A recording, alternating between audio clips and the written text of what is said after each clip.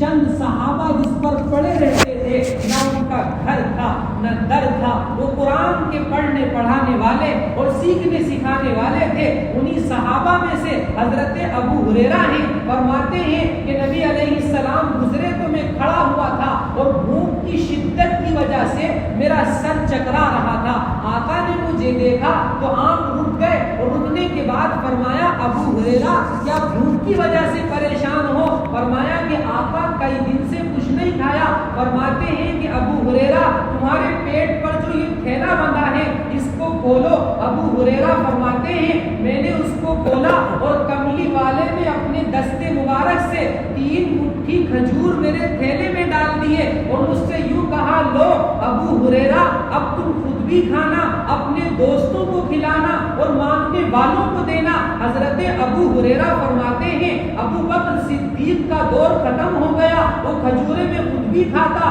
دوستوں کو کھلاتا، مانگنے والوں کو دیتا۔ فاروق اعظم کا دور آیا، وہ کھجورے میں خود بھی کھاتا، دوستوں کو کھلاتا، مانگنے والوں کو دیتا۔ عثمان ذی النورین کا دور آیا، وہ کھجورے میں خود بھی کھاتا، دوستوں کو کھلاتا، مانگنے والوں کو دیتا۔ حتیٰ کہ 17 سال کا عرصہ گزر گیا لیکن کملی والے نے اپنے دستے مبارک سے جو 3 مٹھی کھجور میرے تھیلے میں ڈالی تھی میں خود بھی کھاتا، دوستوں کو کھلاتا، مانگنے والوں کو دیتا، لیکن وہ کھجوریں ختم نہ ہو سکی۔ ایسا کمال والا نبی میرے عزیزوں اللہ نے ہمیں اور عام کو عطا فرمایا۔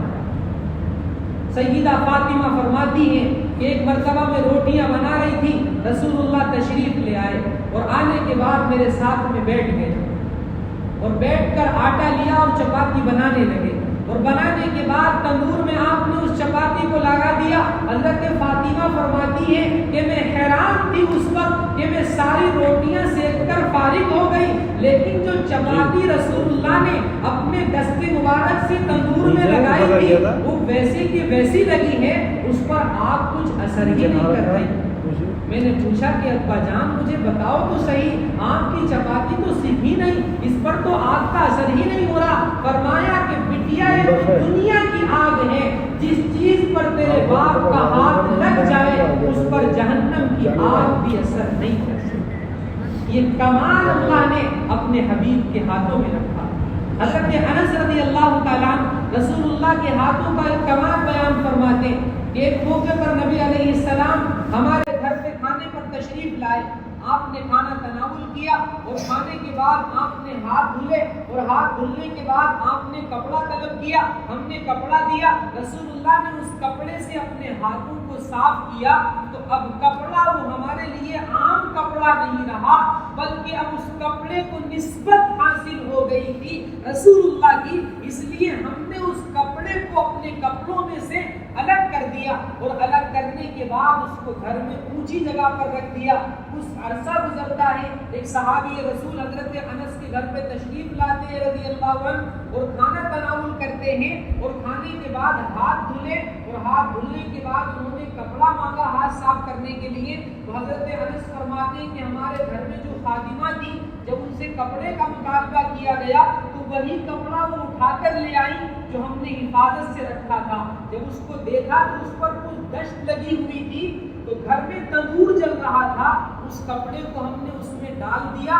اور تھوڑی دیر کے بعد نکالا تو بالکل صاف و شفاف وہ باہر نکل آیا۔ وہ صحابی حیران تھے کہ انس یہ ماجرا کیا ہے، ہم نے تو دنیا میں یہ دیکھا کہ اگر کپڑوں کو آگ کے حوالے کر دیا جائے تو وہ تار کپڑے کا جلا دیا کرتی ہے، لیکن یہ عجیب و غریب کپڑا ہے۔ فرمایا کہ میرے بھائی یہ کمال اس کپڑے کا نہیں ہے بلکہ یہ کمال محمد رسول اللہ کے مبارک ہاتھوں کا ہے کہ رسول اللہ کے مبارک ہاتھ جب سے اس سے ٹچ ہوئے ہیں، جب یہ میلا ہوتا ہے ہم اس کو تندور میں ڈال دیتے ہیں اور وہی تندور جو کپڑے کو جلانے کا کام کرتا ہے اس کو صاف و شفاف کر کے ہمیں واپس کرتا ہے۔ ایسا کمال والا نبی میرے عزیزوں اللہ نے ہمیں اور آپ کو عطا فرمایا۔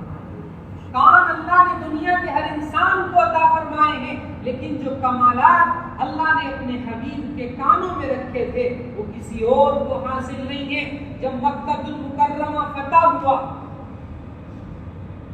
اور حضرت بلال کو رسول اللہ نے حکم دیا بلال بیت اللہ کی چھت پر کھڑے ہو کر اذان دو۔ حضرت بلال نے اذان دینی شروع کی ہے اور اللہ اکبر کی صدا جب گونجی ہے تو کافی دوری پر عتاب نام کا ایک کافر گزرا تھا، اس کے دو بیٹے کھڑے ہوئے تھے۔ جب ان کے کانوں میں اللہ اکبر کی آواز پڑی تو انہوں نے کانوں میں انگلیاں دے دی اور یوں کہنے لگے کہ اچھا ہوا اس آواز کو سننے سے پہلے ہمارا باپ دنیا سے چلا گیا۔ یعنی نفرت تھی ان کو اذان کی آواز سے، وہ سننا نہیں چاہتے تھے اللہ کی بڑائی کے کلمات کو، لیکن جب اذان مکمل ہوئی اور رسول اللہ وہاں سے گزرے تو رسول اللہ نے عتاب کے ان دونوں بیٹوں کو بلایا اور بلانے کے بعد کہا کہ بیٹا میں بتاؤں جب اذان شروع ہوئی تو تم آپس میں کیا باتیں کر رہے تھے؟ وہ حیران ہو گئے کہ ہمارے قریب تو کوئی بھی نہیں تھا،